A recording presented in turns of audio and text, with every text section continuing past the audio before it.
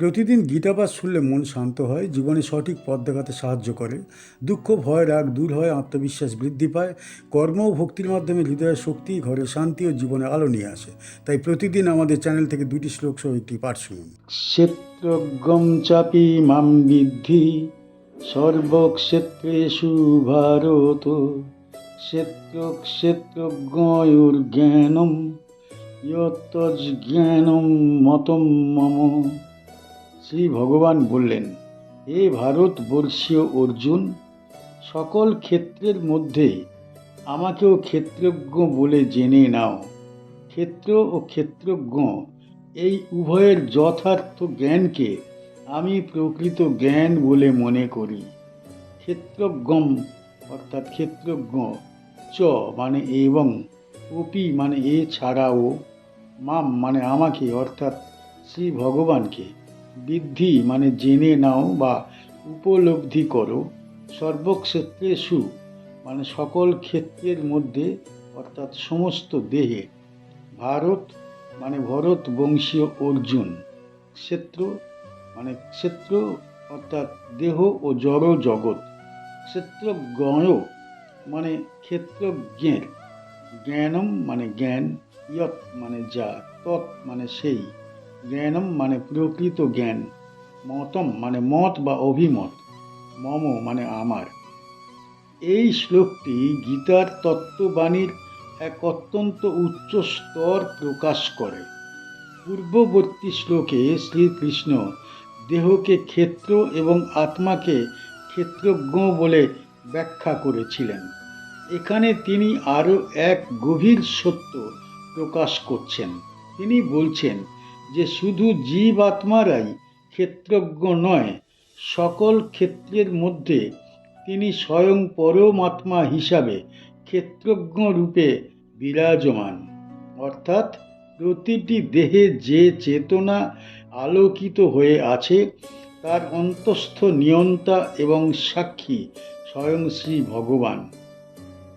এই বাণীর মাধ্যমে শ্রীকৃষ্ণ জীবাত্মা ও পরমাত্মার সম্পর্ক স্পষ্ট করে দিচ্ছেন।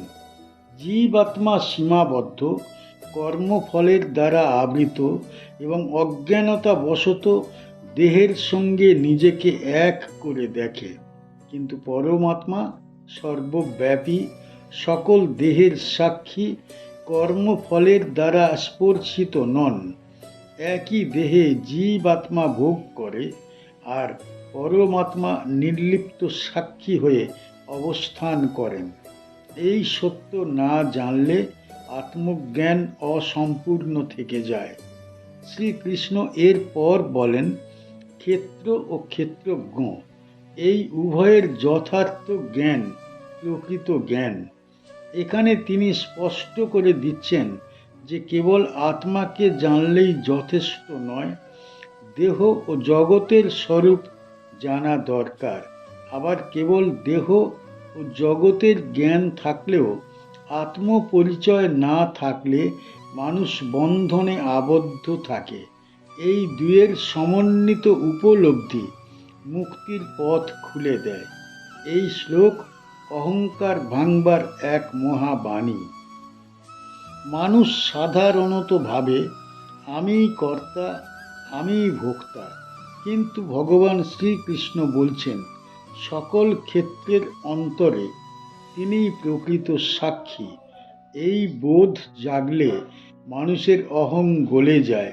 তখন সে বুঝতে পারে যে সে একা নয়, পরমেশ্বর সর্বদা অন্তরে অবস্থান করে তাকে পথ দেখাচ্ছেন। এই উপলব্ধি ভক্তি ও জ্ঞানের মিলন ঘটায়। কুরুক্ষেত্রের যুদ্ধক্ষেত্রে অর্জুন দেহবোধের কারণে শোকে আচ্ছন্ন ছিলেন। ভগবান শ্রীকৃষ্ণ ধীরে ধীরে তাকে এই বোধ থেকে মুক্ত করছেন। প্রথমে কর্মের কথা, পরে ভক্তির কথা, আর এখন জ্ঞানের সূক্ষ্ম তত্ত্ব। অর্জুন যখন ক্ষেত্র ও ক্ষেত্রজ্ঞ সম্পর্কে জানতে চাইলেন, তখন ভগবান এই প্রসঙ্গে পরমাত্মার সর্বব্যাপী উপস্থিতির কথা প্রকাশ করলেন। এই শ্লোকের মাধ্যমে তিনি বোঝালেন যে যুদ্ধক্ষেত্র হোক বা সংসারের ক্ষেত্র, সবখানেই পরমেশ্বর বিরাজমান। এই উপলব্ধি অর্জুনকে কর্তব্য বোধে দৃঢ় হতে সাহায্য করে। কি শিখতে পারি এই শ্লোক থেকে? এই শ্লোক আমাদের শেখায় যে ঈশ্বর দূরে কোথাও নন, তিনি প্রতিটি দেহের অন্তরে অবস্থান করছেন। এই বোধ জীবনে পবিত্রতা আনে। আমরা যা ভাবি, যা করি, সব কিছুর সাক্ষী পরমেশ্বর। এই অনুভব মানুষকে পাপ থেকে দূরে রাখে। একই সঙ্গে এই শ্লোক শেখায় অহংকার ত্যাগ করতে। আমরা কেবল একটি ক্ষেত্রের সীমাবদ্ধ ক্ষেত্রজ্ঞ, কিন্তু সর্বক্ষেত্রের অধিপতি পরমাত্মা। এই উপলব্ধি এলে মানুষ বিনয়ী হয়। তৎক্ষেত্রম ইয়চ্চ ইয়াদৃক্চ ইয়দ্বিকারি ইয়তশ্চ ইয়ৎ স চ ইয়ো ইয়ৎ প্রভাবশ্চ তৎসমাসেন মে শৃণু।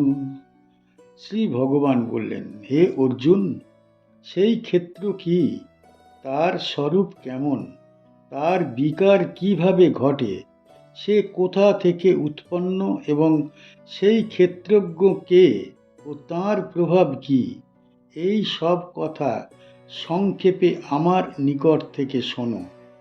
তৎ মানে সেই, ক্ষেত্রম মানে ক্ষেত্র অর্থাৎ জড় ও দেহ অভিজ্ঞতার আধার, ইয়ৎ মানে যা, চ মানে এবং, ইয়াদৃক মানে যেমন প্রকৃতির, চ মানে এবং, ইয়ৎ বিকারী অর্থাৎ যা বিকার প্রাপ্ত হয় বা পরিবর্তনশীল, ইয়তঃ মানে যেখান থেকে, চ মানে এবং, ইয়ৎ মানে যা, সহ মানে তিনি, চ মানে এবং, ইয়হ মানে যে, ইয়ৎ প্রভাবহ মানে যার প্রভাব যেরূপ, চ মানে এবং, তৎ মানে সেই সমস্ত, সমাসেন মানে সংক্ষেপে, মে মানে আমার নিকট থেকে, শৃণু মানে শোনো। এই শ্লোকে শ্রীকৃষ্ণ জ্ঞান যোগের মূল কাঠামো স্থাপন করছেন।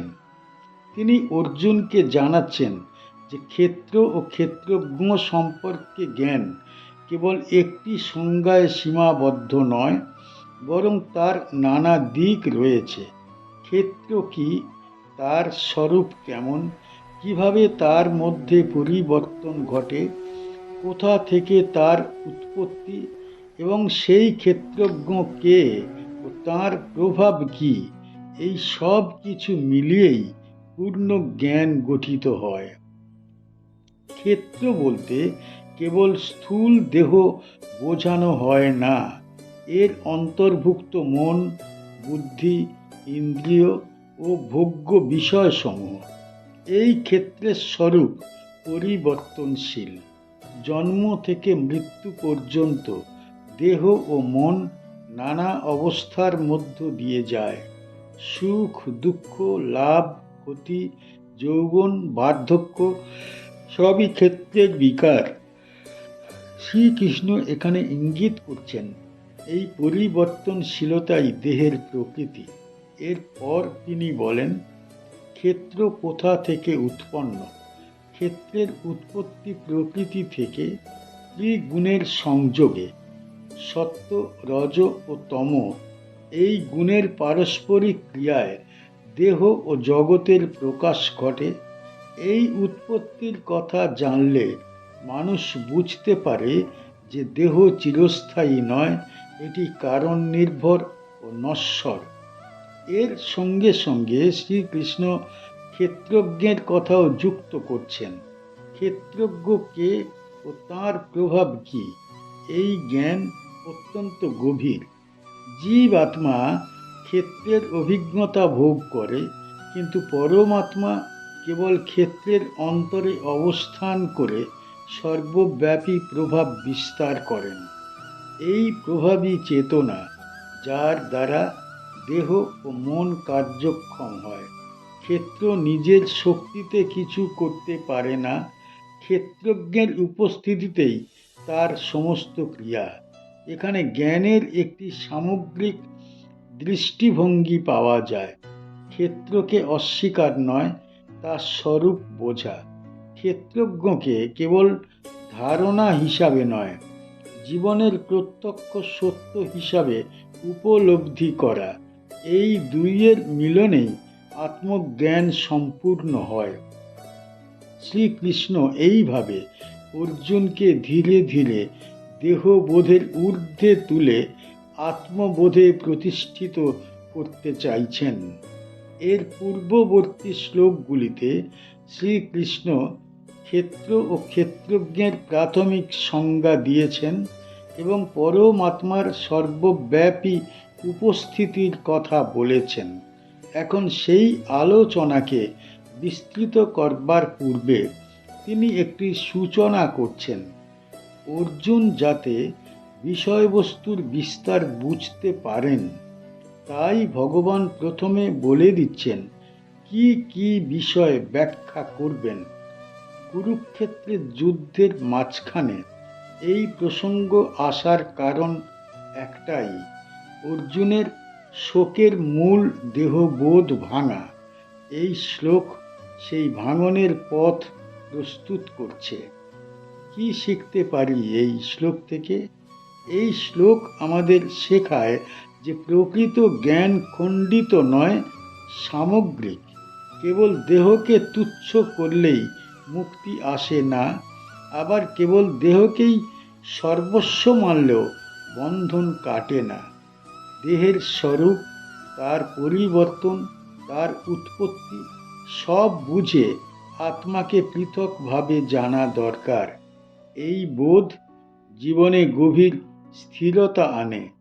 সবচেয়ে বড় শিক্ষা হলো, আমরা যে দেহ ও মন নিয়ে এত ব্যস্ত, তা পরিবর্তনশীল ক্ষেত্র মাত্র। আমাদের আসল পরিচয় সেই চেতন সত্তার সঙ্গে যুক্ত, যিনি এই ক্ষেত্রের সাক্ষী। এই উপলব্ধি এলে জীবনের দুঃখ ক্ষুদ্র হয়ে যায় এবং ধর্মপথে চলা সহজ হয়ে ওঠে। শ্রীকৃষ্ণের এই বাণী আমাদের আত্মজাগরণের দিকে দৃঢ়ভাবে এগিয়ে নিয়ে যায়। আমাদের চ্যানেলের গীতা পাঠ কেমন হয়েছে, ব্যাখ্যা কেমন হয়েছে, আপনার কেমন লেগেছে কমেন্ট বক্সে অবশ্যই জানাবেন এবং প্রতিনিয়ত গীতা পাঠ শোনার জন্য চ্যানেলটা অবশ্যই সাবস্ক্রাইব করে রাখুন। দেখা হচ্ছে পরের ভিডিও।